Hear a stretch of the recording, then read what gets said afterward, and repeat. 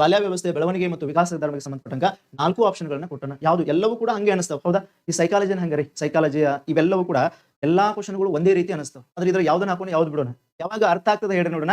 ನಾವು ಯಾವಾಗ ಪರಿಪೂರ್ಣವಾಗಿ ಅಧ್ಯಯನ ಮಾಡ್ತೀವಲ್ಲ, ಪರಿಪೂರ್ಣವಾಗಿ ಅದ್ರ ಬಗ್ಗೆ ತಿಳ್ಕೊಂಡಿರ್ತೀವಲ್ಲ, ಅವಾಗ ಇದ್ರ ಬಗ್ಗೆ ನಾವು ಸೂಕ್ತ ಆನ್ಸರ್ಗಳನ್ನ ಮಾಡಬಹುದು ಸ್ನೇಹಿತರೆ. ಹಾಗಾಗಿ ಬಹಳ ಅಷ್ಟೇನು ಟಫ್ ಇಲ್ಲ, ಬಟ್ ನಾವು ತಿಳ್ಕೊಂತ ಹೋದ್ರೆ ಇದು ಯಾವುದು ಕೂಡ ಟಫ್ ಆಗಂಗಿಲ್ಲ. ಹಾಗಾಗಿ ಸರಿಯಾಗಿ ಕ್ಲಾಸ್ ಕೇಳ್ರಿ, ಜೊತೆಗೆ ಕ್ಲಾಸ್ದ ಕೆಲವೊಂದಿಷ್ಟು ವಿಡಿಯೋಗಳದಾವ, ಜೊತೆ ಕ್ವಶನ್ ಪೇಪರ್ ಡಿಸ್ಕಷನ್ ಮಾಡ್ತಿದ್ದೆ ಅಂತ ಹೇಳಿದ್ನಿ. ಹಂಗ 2024 ಕ್ವಶನ್ ಪೇಪರ್ ಕೂಡ ನಿಮಗೆ ಡಿಸ್ಕಷನ್ ಮಾಡ್ತಾ ಹೋಗಿನಿ. ನೋಡೋಣ ಹಾಗಾದ್ರೆ ಇಲ್ಲಿ ಯಾವುದು ಸರಿ ಆನ್ಸರ್ ಆಗ್ತದೆ ಅಂದ್ರೆ ನಾವು ತಿಳ್ಕೋಬೇಕು. ಪೂರ್ವ ಬಾಲ್ಯ ಅಂದ್ರೆ ಯಾವುದು, ಇನ್ನು ಉತ್ತರ ಬಾಲ್ಯ ಅಂತಂದ್ರೆ ಯಾವ್ದು, ಅದನ್ನ ಮೊದಲು ತಿಳ್ಕೋಬೇಕು. ಪೂರ್ವ ಬಾಲ್ಯ ಅಂತಂದ್ರೆ ಯಾವ ಅಂತ ಕರಿತಾ ಹೋಗ್ತೀವಿ, ಈ ಪೂರ್ವ ಬಾಲ್ಯ ಅಂತ ಹೇಳಿ, ಹೌದಾ?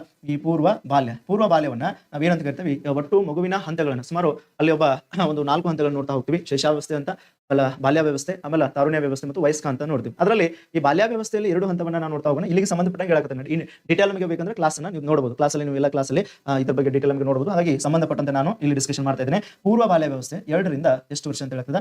ಈ ಪೂರ್ವ ಬಾಲ್ಯ ವ್ಯವಸ್ಥೆ ಏನಂತ ಹೇಳ್ತದ?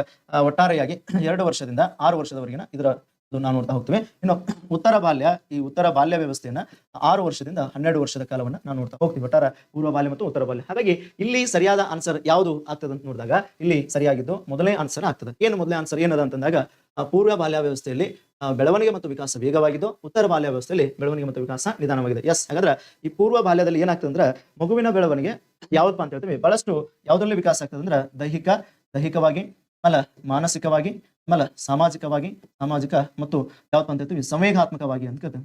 ಸಂವೇಗ ಅಂತ ಕರಿತೀವಿ.